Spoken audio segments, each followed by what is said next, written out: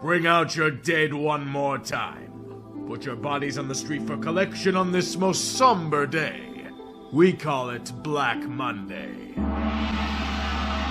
Amazing how much mileage you can get out of facing a Matt Patricia defense in the Super Bowl. The Jaguars were looking for stability in their organization and ended up getting Tweedledee and Tweedledum. I know you're gonna argue with me about his first year in Duval, but why he succeeded was simple. He wasn't Urban Meyer. You could have had a blocking sled as head coach and it'd be a drastic improvement. After that, we got an emperor stripped of his clothes. A supposed quarterback whisperer who oversaw the complete stagnation of Trevor Lawrence. Maybe he can keep clinging on to Press Taylor. He'd have more success than the Jags in the red zone. I just don't get why Trent Baalke's still here. He's the malignant tumor in the organization. What kind of Teflon is he made of, and how can I get some from my kitchen utensils? This guy was handpicked and groomed by Robert Kraft to replace Belichick? If Mayo were a restaurant dish, everyone served it would get food poisoning. He's nowhere near ready for a head coaching role. He was tactically outmaneuvered at every turn. He repeatedly threw players and coordinators under the bus, then denied ever saying it. Gerard showed no sort of potential or ability to lead a team. And that's kind of a big thing for a head coach. The guy never had a coordinating job, yet Kraft expected him to fill a legend's shoes? With that terrible roster? Get him back to coaching linebackers and let him cook for another decade. What a disaster.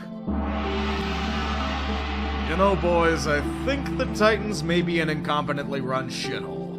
Only one calendar year after casting off Mike Vrabel in a power struggle, Tennessee admits that they chose the wrong side in a greater purge.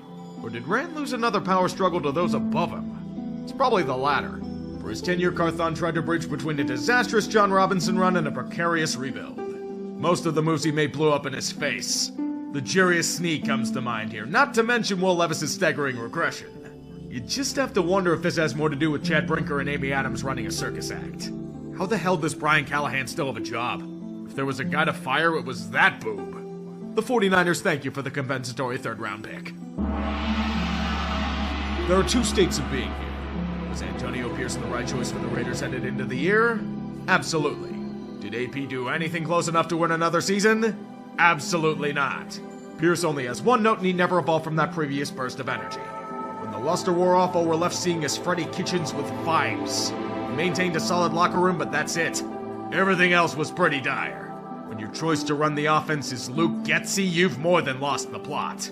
The only thing more confusing than that was his in-game decision-making. From smoking cigars in the locker room to being smoked by most teams they faced.